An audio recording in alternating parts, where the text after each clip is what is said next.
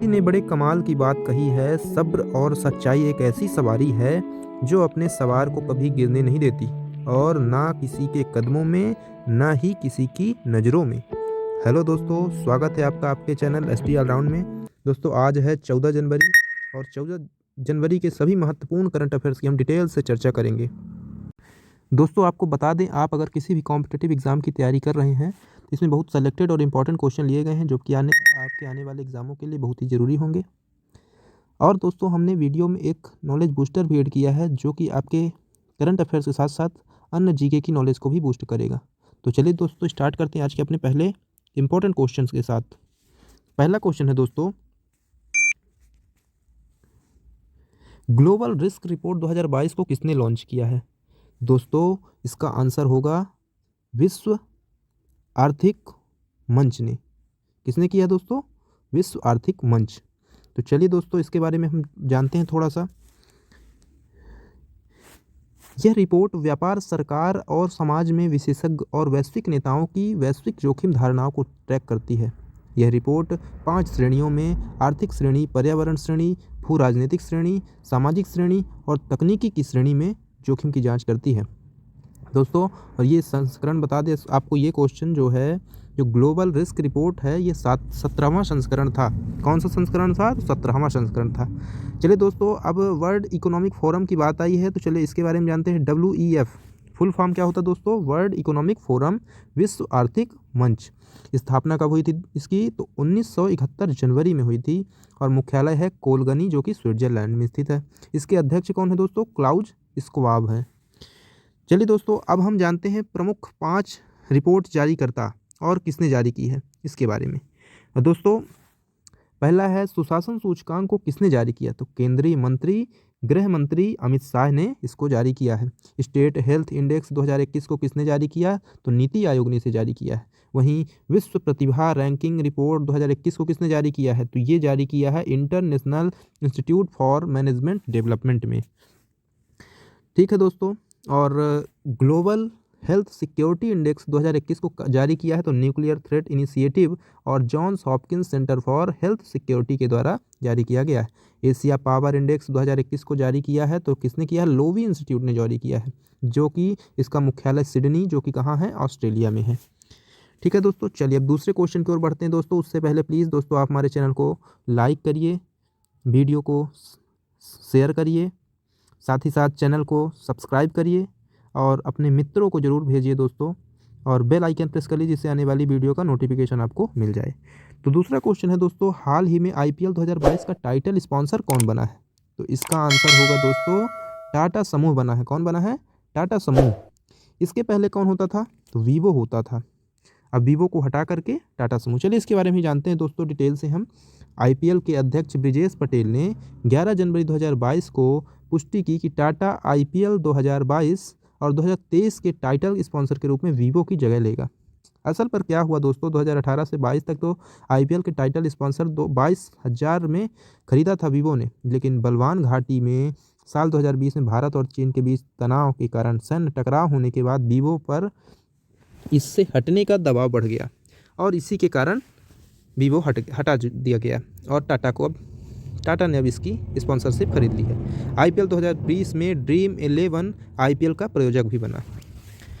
ठीक है दोस्तों, अब चलिए दोस्तों IPL की बात आई है तो अब हम IPL के बारे में कुछ इंपॉर्टेंट फैक्ट के आपको बताते हैं दोस्तों। इंडियन प्रीमियम लीग, ठीक है, चेन्नई सुपर किंग्स ने कोलकाता नाइट राइडर्स को IPL 14 के फाइनल में 27 रन से हराकर IPL ट्रॉफी 2021 पर कब्जा जमाया है। और ये कहाँ हुई थी दोस्तों? UAE में हुई थी। ठीक है, चेन्नई सुपर किंग्स ने IPL ट्रॉफी कितनी बार? 4 बार जीता है, 2010 में, 2011 में, 2018 और 2021 में।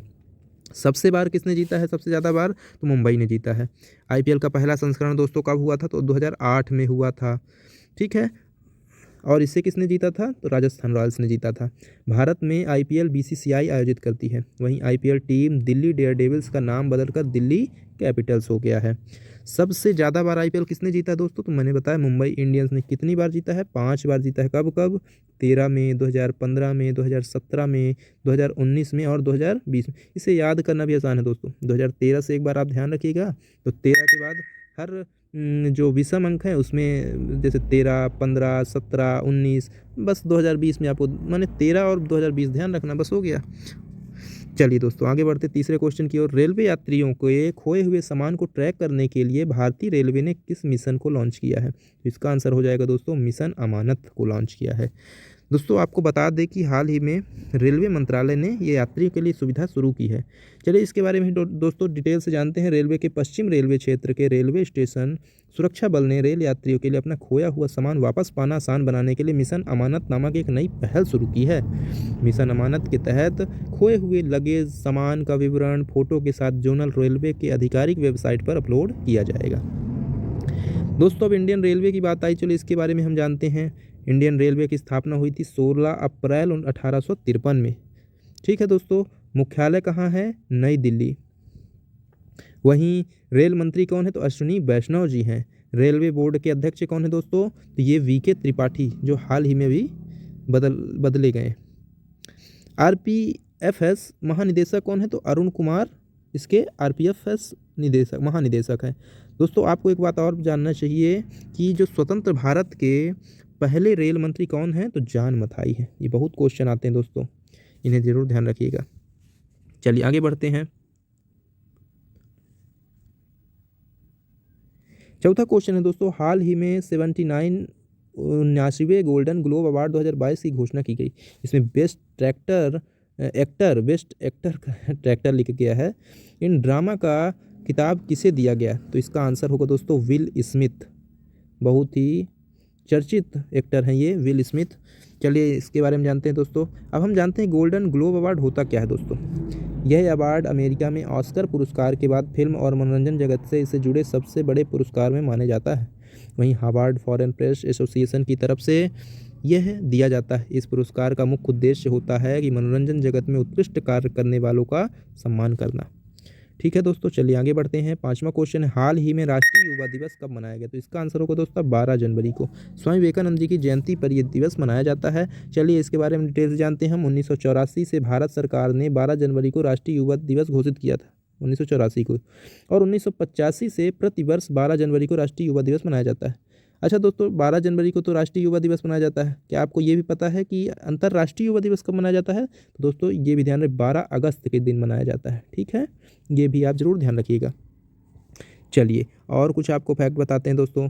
इस दिवस के अवसर पर देश भर में सेमिनार, भाषण, युवा वार्ता, योगासन, निबंध लेखन प्रतियोगिता इत्यादि विभिन्न गतिविधियों का आयोजन किया जाता है। इस दिवस का उद्देश्य क्या है? उद्देश्य है दोस्तों स्वामी विवेकानंद के महान विचारों के प्रति जागरूकता फैलाना।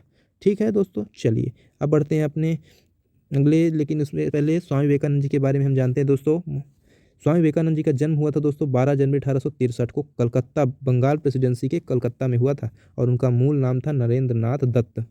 अच्छा, इनके गुरु कौन थे? तो इनके गुरु थे रामकृष्ण परमहंस, और इन्हीं के नाम पर रामकृष्ण परमहंस जो एक चलाया था इन्होंने, प्रमुख संस्था थी, उसको भी इन्होंने चलाया था अपने गुरु के ही नाम पर, रामकृष्ण मिशन। उन्हें भारत में हिंदू धर्म के पुनर्जागरण एवं राष्ट्रवाद का प्रणेता माना जाता है। स्वामी विवेकानंद जी का निधन 4 जुलाई 1902 को हुआ था। ठीक है दोस्तों, तो ये रहा स्वामी विवेकानंद जी के बारे में। अब चलिए हम अपने अगले क्वेश्चन की ओर बढ़ते हैं। और हाल ही में अंतर्राष्ट्रीय मुद्रा कोष के मुख्य अर्थशास्त्री किसे नियुक्त किया गया? इसका आंसर होगा दोस्तों उर्जित पटेल नहीं है। अब ये ध्यान रखिएगा, न गीता गोपीनाथन है। गीता गोपीनाथन का स्थान लेंगे पियरे ओलिवियर गैरेंचिस। ठीक है दोस्तों, तो ये आंसर होगा। चलिए इनके बारे में जानते हैं। आईएमएफ ने पियरे ओलिवियर गैरेंचिस को नया मुख्य अर्थशास्त्री नियुक्त किया है। मुख्य अर्थशास्त्री के रूप में गीता गोपीनाथन का स्थान ये लेंगे। बता दें दोस्तों कि पियरे ओलिवियर गैरेंचिस वर्तमान में कैलिफोर्निया विश्वविद्यालय में Clausen centre for international business and policy के निदेशक हैं। पियरे ओलिवियर गैरेंचिस एक फ्रांसीसी नागरिक हैं। ठीक है दोस्तों, अब अंतर्राष्ट्रीय मुद्रा कोष के बारे में जानते हैं दोस्तों। अंतर्राष्ट्रीय मुद्रा कोष एक अंतर्राष्ट्रीय वित्तीय संस्थान है। स्थापना 1944 में हुई थी। वाशिंगटन डीसी में मुख्यालय है और इसमें 190 सदस्य देश शामिल हैं। वहीं अंतर्राष्ट्रीय मौद्रिक प्रणाली का निरीक्षण करता है और सदस्य देशों की आर्थिक और वित्तीय नीतियों की निगरानी भी यह करता है। ठीक है दोस्तों, तो ये अपने क्वेश्चन। अब दोस्तों जैसा कि हमने कहा था नॉलेज बूस्टर, तो हम चलिए स्टार्ट करते हैं। आज हम राष्ट्रपति के बारे में आपको कुछ महत्वपूर्ण बिंदुओं के बारे में बताएंगे। संविधान के भाग 5 में के अनुसार 52 से अनुच्छेद 52 से 78 तक संघ की कार्यपालिका का वर्णन है। अनुच्छेद 52 के अनुसार भारत का एक राष्ट्रपति होगा, इसके बारे में बताया गया है। ठीक है दोस्तों, चलिए अब हम इसके बारे में और जानते हैं। राष्ट्रपति बनने के लिए योग्यता 35 वर्ष, वहीं लोकसभा का सदस्य चुने जाने के योग्य हो और भारत का नागरिक होना चाहिए। चलिए कुछ अनुच्छेदों के महत्वपूर्ण अनुच्छेद के बारे में बात करते हैं दोस्तों, जो आपको ध्यान रखना चाहिए। अनुच्छेद 54 में क्या है कि राष्ट्रपति का चुनाव के बारे में बताई गई है। वहीं अनुच्छेद 55 में तो राष्ट्रपति चुनाव का तरीका बताया गया है। और 60 में क्या है दोस्तों, तो राष्ट्रपति के शपथ ग्रहण से संबंधित बताया गया है 60 में। और 123 में राष्ट्रपति के अध्यादेश लगाने की शक्ति, और 72 में राष्ट्रपति के द्वारा क्षमा दान की शक्ति का उल्लेख किया गया है। ठीक है दोस्तों, तो ये इम्पोर्टेंट था, आप इसे एक बार ज़रूर रिवाइज़ करिएगा क्योंकि ये बहुत इंपॉर्टेंट है और क्वेश्चन में पेपर में ज़रूर एक क्वेश्चन देखने को मिल जाता है। ठीक है दोस्तों, चलिए अब हम कल के प्रश्नों का रिवीजन करेंगे दोस्तों। पहला क्वेश्चन है दोस्तों, राष्ट्रीय बाघ संरक्षण प्राधिकरण की 19वीं बैठक की अध्यक्षता किसने की? तो भूपेंद्र यादव जी ने की। हाल ही में किस राज्य सरकार ने 4 गांवों को राजस्व गांव घोषित किया है? तो उत्तर प्रदेश। गुजरात के केवड़िया रेलवे स्टेशन का नाम बदलकर क्या किया गया है? तो एकता नगर रेलवे स्टेशन कर दिया गया है। ठीक, चलिए चौथा क्वेश्चन है, चंपा नाम से किस मशहूर कन्नड़ लेखक को प्रोफेसर का निधन हो गया है? तो चंद्रशेखर पाटिल, इन्हें चंपा नाम से भी ज़्यादा पुकारा जाता था। किस राज्य की सरकार ने जल्लीकट्टू के आयोजन को मंजूरी दे दी? तो तमिलनाडु। वहीं 2022 मेलबर्न समरसेट टेनिस टूर्नामेंट का खिताब किसने जीता? तो राफेल नडाल ने जीता है। ठीक है दोस्तों, चलिए धन्यवाद दोस्तों, इतना ही आज के लिए। कल फिर नए क्वेश्चन, इंपॉर्टेंट क्वेश्चन के साथ हम आपसे मिलेंगे। तो दोस्तों आप अपने मित्रों को ज़रूर शेयर कीजिए, साथ ही साथ सब्सक्राइब कीजिए हमारे चैनल को और वीडियो को लाइक कीजिए और बेल आइकन जरूर प्रेस कीजिए जिससे आने वाली वीडियो का नोटिफिकेशन आपको मिल जाए। धन्यवाद दोस्तों।